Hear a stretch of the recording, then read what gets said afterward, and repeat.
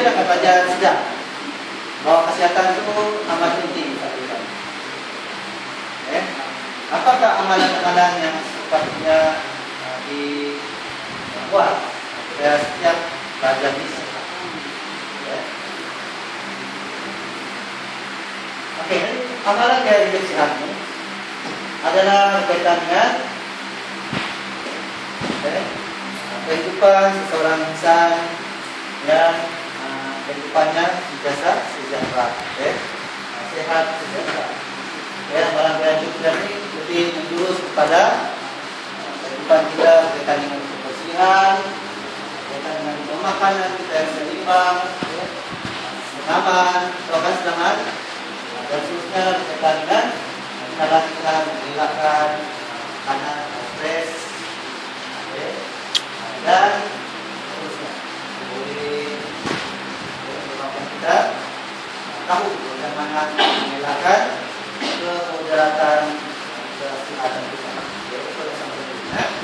Jadi antara perkara ini kita mengadakan program amalan hidup sehat ini di sekolah. Antara objektif yang kita anjurkan pertama ialah melanjutkan murid yang pribadi yang unggul menerusi pembentukan pengetahuan, sikap dan amalan yang berkaitan dengan kesehatan. Kedua, wujudkan gaya hidup sehat, tegas dan cerdas, pasti jasmani, emosi, rohani dan akhlak. Terusnya meningkatkan segala murid dan guru di sekolah ini tentang kesehatan diri mereka. Itu adalah antara objektif yang kita mengadakan program seminar ini.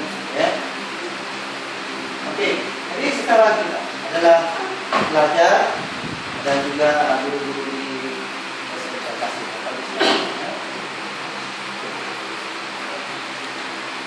Oke, jadi mungkin ada pertanyaan. Apa tujuan kita mengadakan program ini?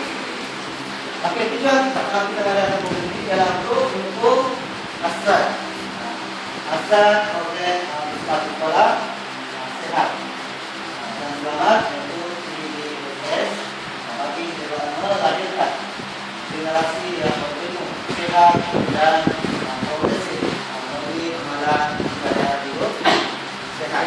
Itu adalah sangat penting. Saya tahu berkaitan dengan kesehatan itu ya. Oke, apa hasilnya mengadakan program ini? Program ini adalah berkaitan dengan sehat, tentang lembaga hidup sehat, yang berfokus pada hidup sehat. Amalan pertama yang kita capai di sini adalah memastikan pelajar sejahtera berada pada tahap kesehatan memanfaatkan. Bahkan itu adalah siapa? Pelajar, lagi, rohaninya, lagi, dan jasmaninya. Jadi masih semua sehat. Ada sehat badan, tubuh, sehat mental juga, sehat dalaman, rohani. Oke, kita akan belajar berkaitan dengan amalan ini dari sehat ini adalah tempatnya dengan kita. Pertama adalah kita dengan ceramah amalan gaya hidup sehat. Oke, akan disampaikan oleh saudara semua merupakan pakar berkaitan dengan amalan gaya hidup sehat. Ini adalah program kita. Jadi sesuai dengan program tadi, saya tidak mau membuang masa dengan program ini. Banyak lagi program yang akan kita adakan. Antara program yang kita akan adakan adalah kita akan adakan kuis kesehatan. Di mana orang ataupun kesesuaian akan diajarkan kepada semua pelajar. Yang kedua, kita akan mengadakan pertandingan melukis dan mewarna. Dan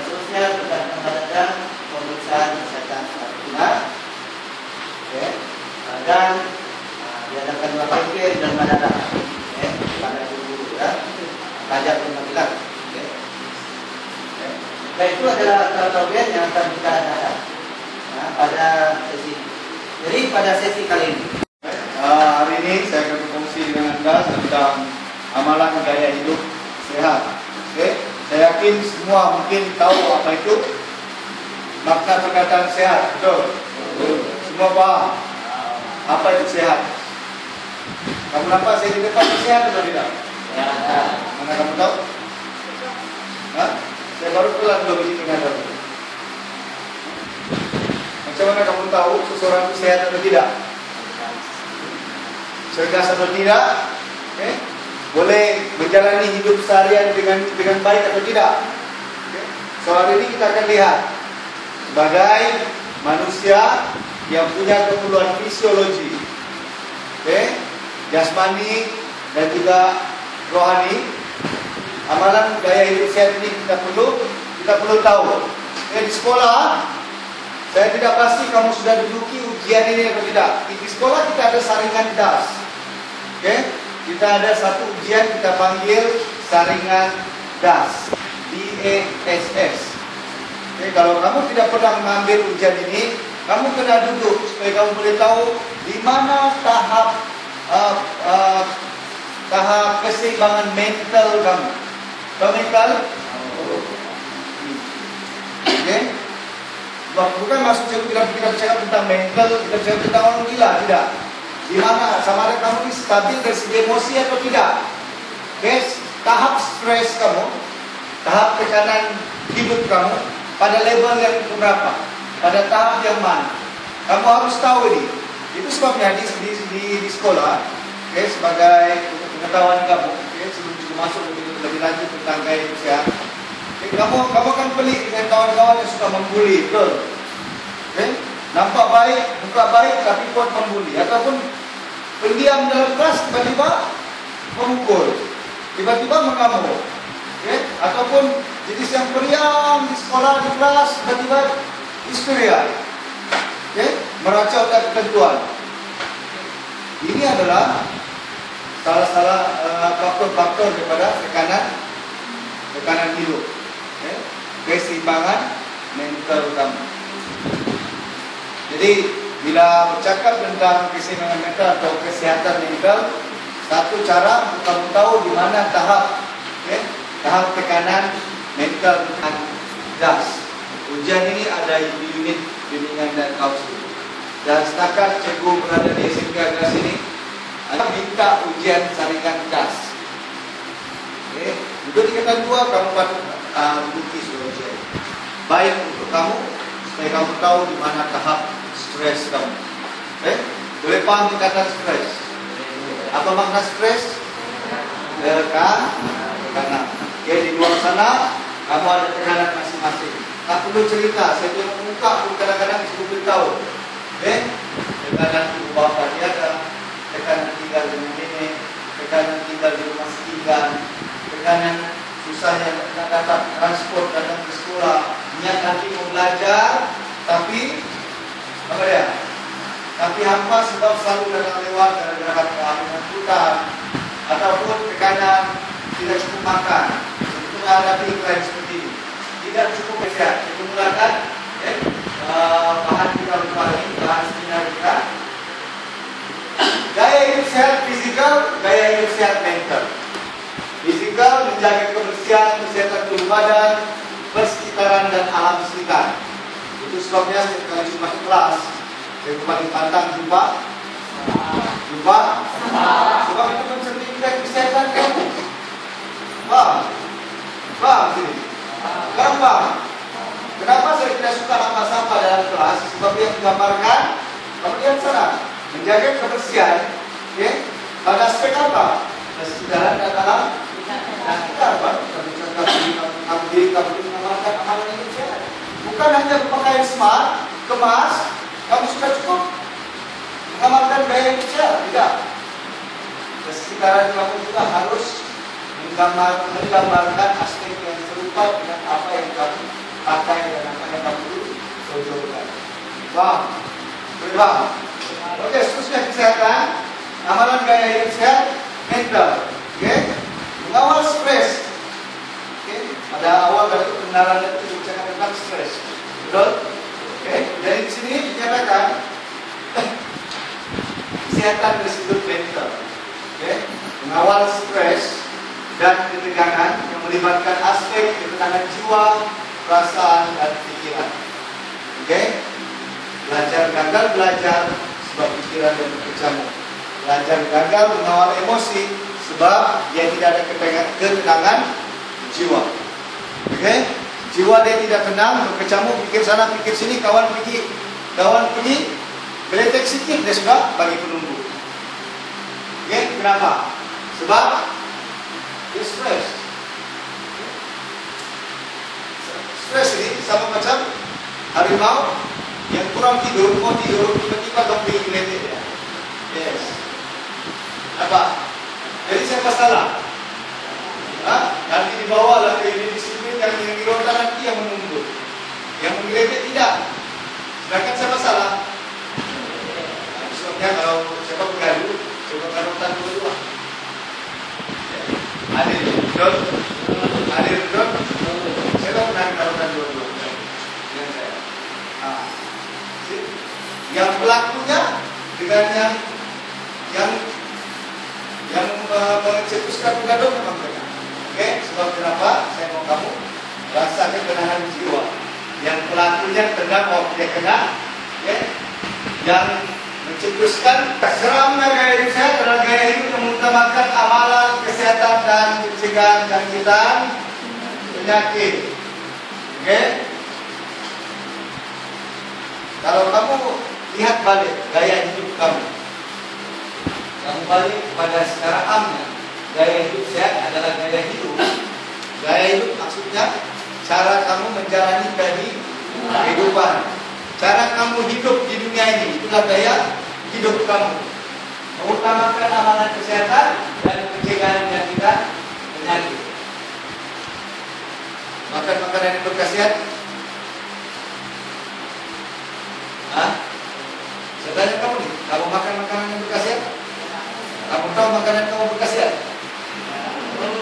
Tahu? Tadi sudah nampak ramai di luar makan kerupuk, makan es krim. Oke? Berkhasiat? Nampak?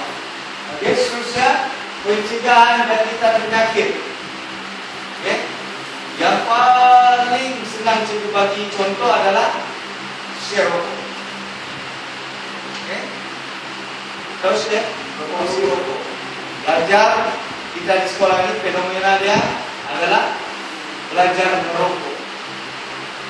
Kepentingan gaya hidup sehat, kata rakyat yang mengamalkan gaya hidup sehat dapat melahirkan sebuah negara yang maju, kurang pemborosan. Rakyat bersimpan duit, boleh menabung, duit tabung dalam bank, boleh bantu negara, bangunkan negara. Oke, berapa? Seterusnya, yang jadi contoh lagi tujuan paling mudah.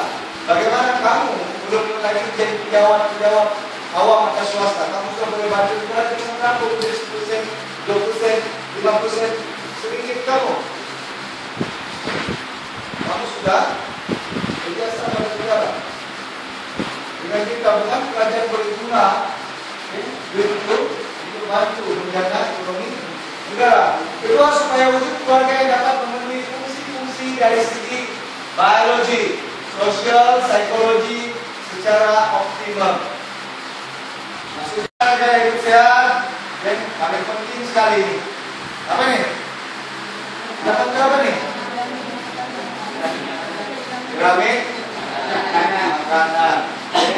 Yang kurasa sudah perlu terangkan apa yang di bawah, seterusnya dan apa yang keluar di atas. Oke, saya akan paham kan? Oke, yang paling penting adalah apa ya? Apa ya? Apa? Oke, bahan-bahan karbohidrat kita duduk sebagai tenaga kita. Yang paling kurang kita ambil adalah lemak, minyak, garam dan gula. Sebab kalau diambil penyakit besar datang. Oke, satunya obesity. Obesity, apa itu obesity? Ya,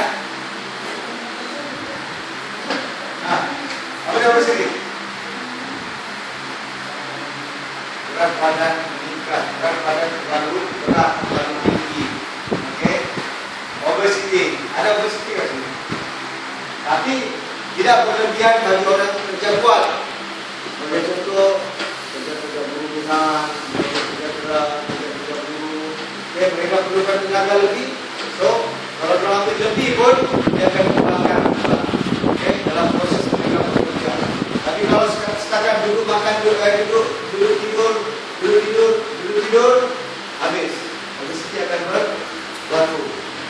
Okey, vitamin adalah tidak masuk yang pilih yang mobil, yang bapak kamu beli kamu makin baik. Nah, makan ini nak supaya kamu punya otak makin cerdas. Okey, itu makanan tambahan, suplemen kita panggil. Okey. Jadi makanan yang ada di rumah sebagai contoh buah-buahan dan di pikiran itu adalah mengandung ini. Ini bahan organik yang sangat diperlukan untuk badan dengan jumlah yang kecil. Okey, kemudian setelah dikandung makanan dalam apa? Tumbuhan normal, pengawalan kesehatan dan mencegah apa? Vitamin C mencegah apa? Baik. Vitamin C kita juga perlukan mineral. Okey, sebagai contoh mineral yang ada dalam air mineral itu ataupun biji-bijian ataupun buah-buahan.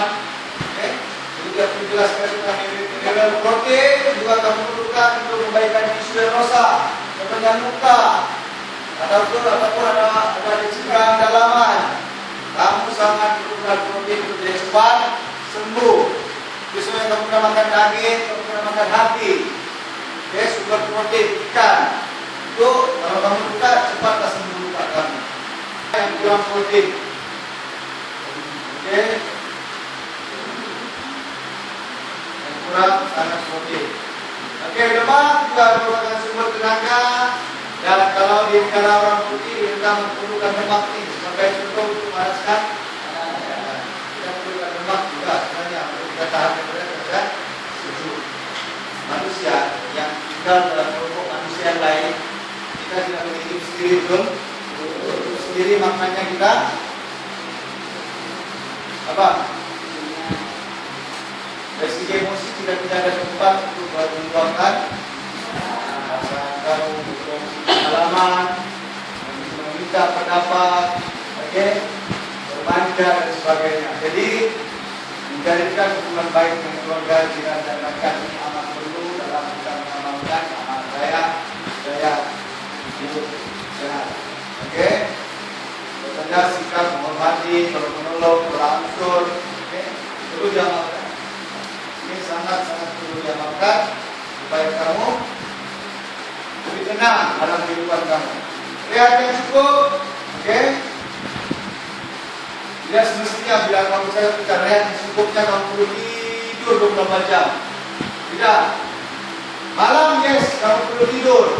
Tidur kamu seharusnya mesti mencapai lebih daripada 6 jam. Itu sebabnya pelajar, mau cerdas belajar di sekolah, dia kena tidur sebelum jam 10.30 ataupun jam 10 dia sudah tidur. 10, 11, 12, 1, 2, 3, 4, 5. 5 dia akan bangun dan start belajar. Dia sudah tidur 7 jam. Okey. Yang baik. Satu, dia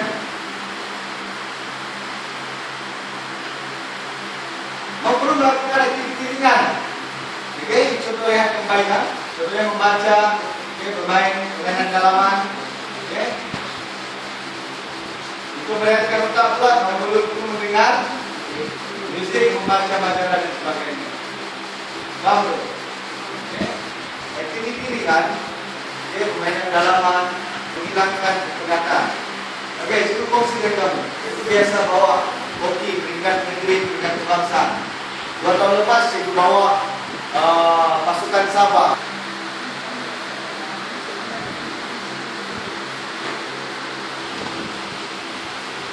Sudah. Yang Ustaz, itu kita tahu. Ini basikal, contohnya kita bermain bola, betul. Main hoki, yang belajarin, rock climbing, basikal. Sekarang budaya berbasikal, betul. bila ada tuh disuruh tengok fenomena berbasikal ni makin mendapat sambutan. Okey, contoh ini sudah terangkan tentang keselamatan yang paling penting ini. Mari kita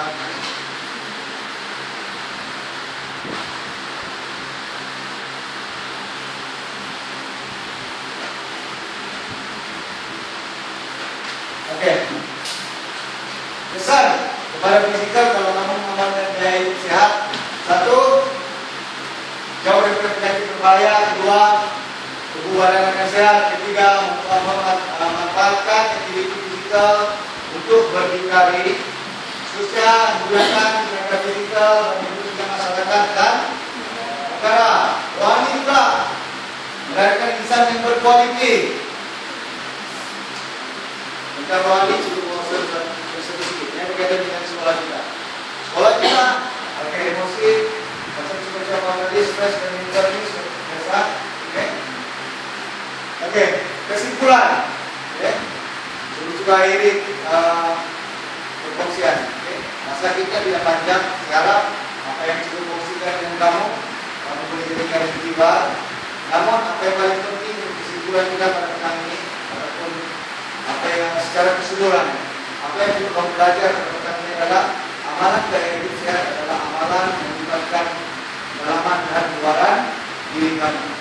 Kita belajar kalau ada apa-apa soalan yang mungkin kamu kurang jelas, kamu ingin saya terangkan lebih lanjut, kamu boleh bertanya sekarang. Pengongsian sebelum kita tutup sesi seminar kesehatan kita pada petang ini. Ya. Berapakah cara hidup sehat? Berapakah? Cara hidup sehat. Jadi kalau kita lihat tadi, cara-cara gaya hidup sehat. Di awal tadi saya sudah kongsikan dengan kamu, betul? Bila kita mengamalkan cara gaya hidup sehat, ianya berfokuskan kepada aktiviti apa dia? Dalaman kamu dan juga aktiviti di luar. Sebagai contoh aktiviti dalaman apa dia? Aktiviti fisikal luaran, fisikal dalaman. Contohnya fisikal luaran kamu bermain, bersukan, berjogging. Dalaman pula menonton TV, baca majalah, bermain permainan dalaman. Dan hubungan kamu dengan luar juga amat penting. Hubungannya bersosial yang positif, jauh daripada apa dia? Racialism. Pergaulan masyarakat yang baik, sentiasa terlibat dengan aktiviti gotong royong. Pemufakatan dengan masyarakat, yang tidak terlibat dengan apa dia? Penagihan dada, ajakan-ajakan kawan. Itu semua adalah cara-cara kamu mengamalkan gaya hidup. Ya.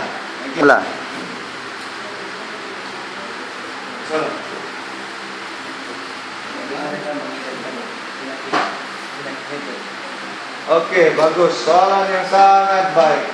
Bagaimana kita harus cara-cara untuk kita menghindarkan diri ataupun coba mengelak daripada mengalami penyakit mental. Kamu kena jelas di sini ya, belajar. Bila kamu tidak dapat mengawal perasaan marah kamu, itu adalah penyakit mental.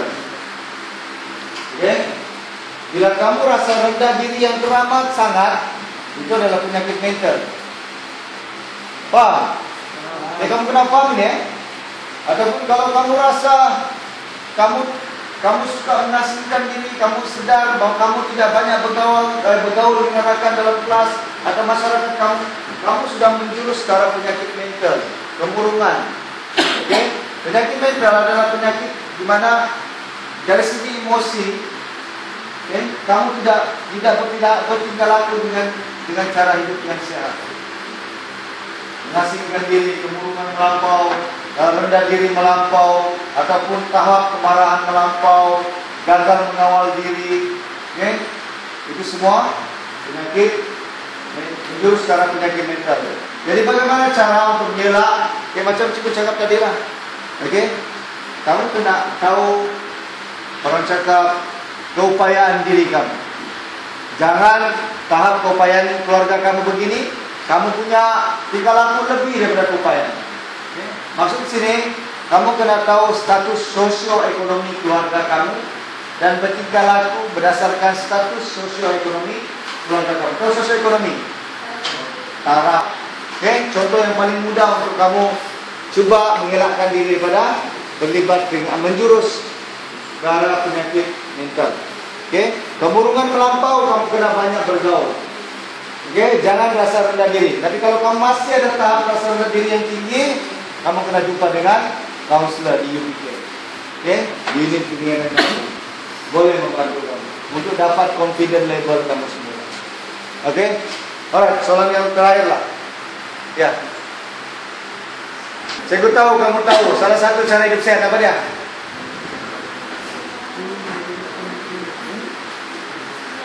Oke, mengawalnya. Oke, dalaman, yang kedua psikologi dalam badan kamu. Makanya kamu jaga diri kamu dari segi kesehatan dan juga jauhkan diri kamu dari penyakit. Oke, dan jangan merosakkan sistem atau kita panggil kesehatan sistem badan kamu. Contohnya hubungan kamu dengan jangan ada rusak, disebabkan kelebihan berat badan, menyebabkan penyakit sana penyakit sini, khususnya elakkan daripada rokok, juga akan mengganggu sistem badan kamu daripada fungsi dengan sempurna. Kedua, hal kamu dengan aktiviti luar, perlunya ada aktiviti fisikal, sama ada fisikal luaran ataupun aktiviti fisikal dalaman. Fisikal dalaman sebagai contoh kita boleh lihat sini permainan dalaman. Boleh orang bilang merehatkan otak kamu, mengurangkan tahap tekanan atau stres kamu.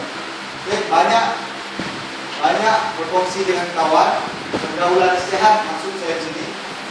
Jangan masuk ke mana-mana. Aktiviti yang kurang berfaedah sebagai contoh permainan bola, berjudi, melibatkan diri dengan aktiviti yang tourism, semua itu dia enjoy, betul seronok, tapi seronoknya mendatangkan penyakit yang lain. Sebagai contoh kemalangan. Kalau yang lupa haram, kalau yang seronok dengan dada, sebagai contoh kamu merosakkan sistem badan kamu. Boleh paham? Saudara ayat kata daripada saya. Saya mau kamu paham.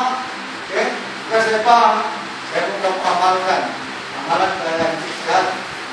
Yang mana kita sudah ngomong tadi, dari segi fisikal, rohani, dari segi emosi, dan juga persoalan tadi cukup jelas, cukup nampak kamu paham. Oke, amalan gaya hidup sehat. So, kesimpulan dari sini, bila kita menjalani kehidupan kita kena pastikan bahwa kehidupan kita itu, apa yang kita lakukan semuanya berfaedah untuk diri kita, bukan hanya untuk diri kita, keluarga kita, bukan hanya untuk keluarga kita, juga masyarakat tempat kita tinggal. Maka kita akan dapat hidup dalam keadaan rukun, sehat, dan kita akan menyumbang ke arah satu negara yang lebih apa? Lebih aman, lebih makmur, lebih sekian daripada cikgu. Jadi teruskanlah mengamalkan cara gaya hidup yang sehat. Sekian terima kasih.